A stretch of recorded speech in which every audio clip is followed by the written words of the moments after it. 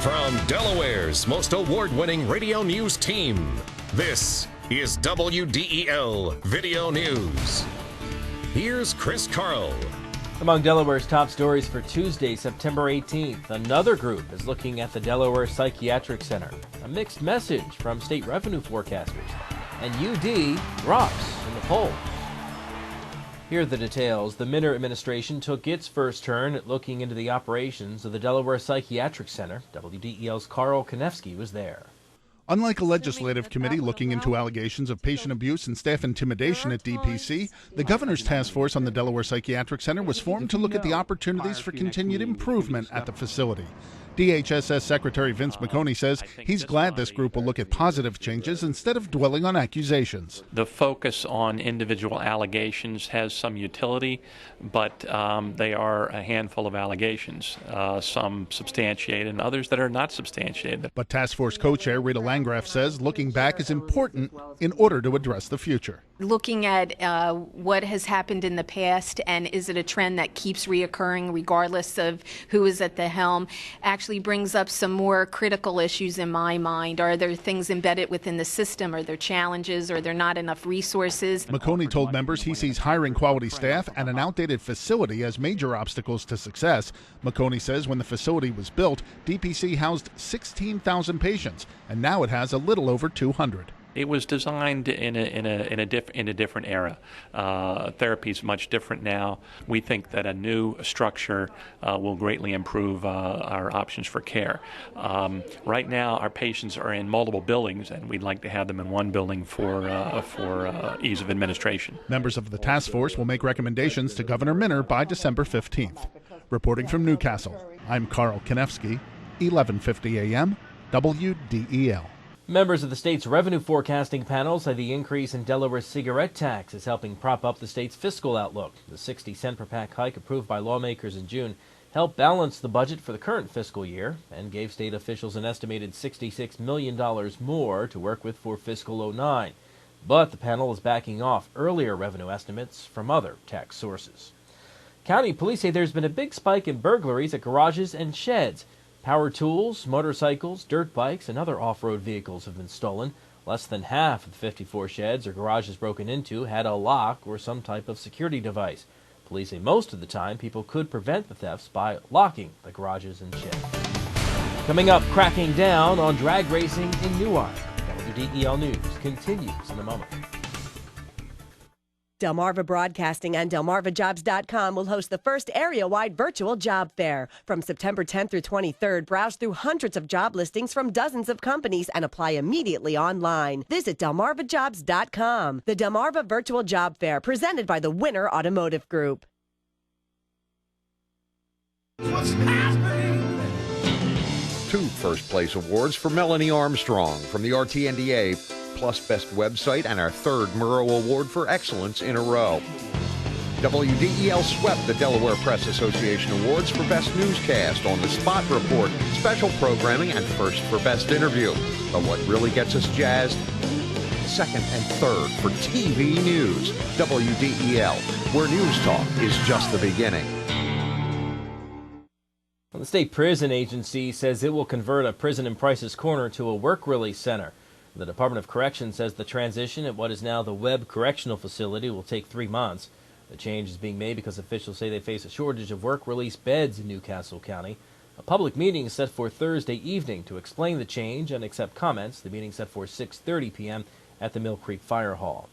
Newark police are calling their summer anti-drag racing patrols a success. 122 speeding tickets were issued, along with 4 citations for drag racing. Police filed a number of other charges, including drunk driving and reckless driving. The patrols were sparked by residents' complaints about drag racing and the November 2006 death of an elderly woman whose car was hit by a driver police say was drag racing at Elkton and Cashew Mill Roads. State police have kicked off an anti-graffiti campaign in response to graffiti at William Penn High School. 7 teens who are members of a skateboard club called Question are charged with offenses including graffiti, conspiracy, and criminal trespass for allegedly spray painting several parts of the school's exterior. Police are asking anyone who sees vandals spray painting property to call them or Crime Stoppers. Crime Stoppers is also distributing posters statewide encouraging Delawareans to report graffiti. For the Eagles, home's not so sweet. WDEL Sports and your Delaware AccuWeather forecast coming up.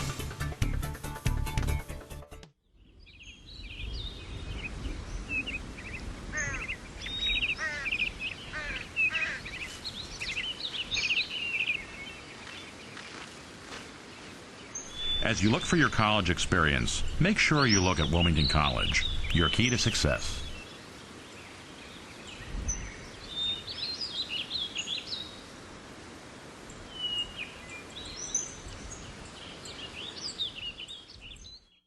In WDEL Sports, the Eagles failed to score a touchdown and dropped to 0-2 with a 20-12 loss to Washington last night. Other than Brian Westbrook, the Eagles showed no offensive life. Westbrook rushed for 96 yards and caught passes for 66 more yards, but the Eagles' offense hasn't scored a touchdown in 7 quarters and now sit at 0-2 with Detroit coming to town on Sunday.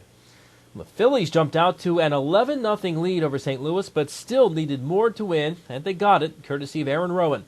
The Phillies beat the Cardinals 13-11 to pull within 2.5 games of the Mets in the NL East and stay a game and a half behind San Diego in the wild card race. The Phils got big nights from Ryan Howard, who hit 2 homers, including a grand slam, and Jimmy Rollins, who hit his 28th home run of the year. But it was Rowan who saved the game. With the Phils up 12-11 in the 8th, Rowan made a tumbling catch at the warning track that prevented 2 runs from scoring, and in the top of the 9th, he hit his 2nd home run of the game to give the Phils a 2-run cushion. Game 2 of the series is tonight with Cole Hamels returning to the mound for the first time in the month against Kip Wells.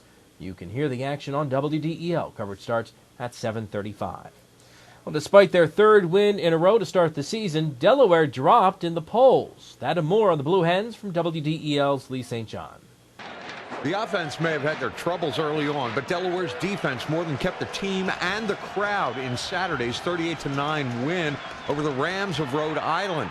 The defense, in fact, opened the scoring when cornerback Anthony Walters disrupted a pitch in the Rhode Island backfield, then fell on the loose ball in the end zone for 6. Sophomore linebacker Walter Blair had a breakout game as well. He's a guy you got to keep on the field in all those situations because he's one of those athletic guys who can stop the run, but also our nickel linebacker when we go to nickel defense. So we ask him to do a lot of things for us, and I've been really pleased with the progress he's made from last year, this year, and then especially from the first game of the season to this point in the season. It was Blair's interception that led to Delaware's first offensive touchdown early in the second quarter, a 2-yard plunge by Omar Cuff, his 12th of the season. Despite their 3rd straight win, Delaware drops 1 spot in the Sports Network poll from 10 to 11.